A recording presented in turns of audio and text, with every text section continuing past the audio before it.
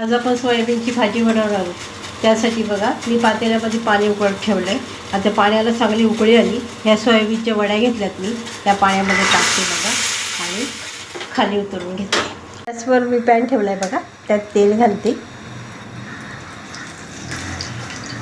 त्यात कढीपत्ता घालते आणि एक कांदा मी बारीक चिरून घेतला तो पण टाकते आणि परतून घेते. कांदा परतून झाला, त्याच्यात 2 टोमॅटो घेतले होते मी, ते बारीक चिरले आणि त्यावर घालते मी आणि चवीपुरतं बघा मीठ पण घालते. मीठ टाकल्यामुळे टोमॅटो लवकर शिजतो आणि परतून घेते.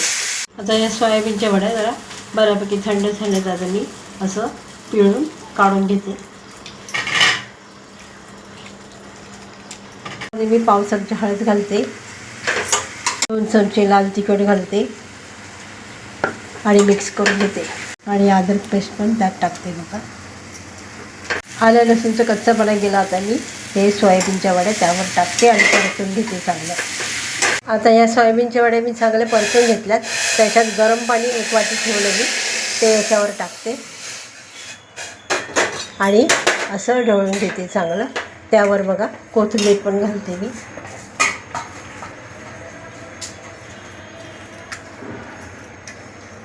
मिक्स करते आणि झाकण ठेवते.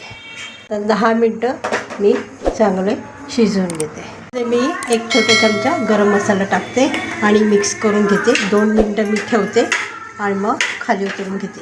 मी सोयाबीनची भाजी बनवली. रेसिपी आवडली असेल तर लाईक करा, शेअर करा, सबस्क्राईब करा. धन्यवाद.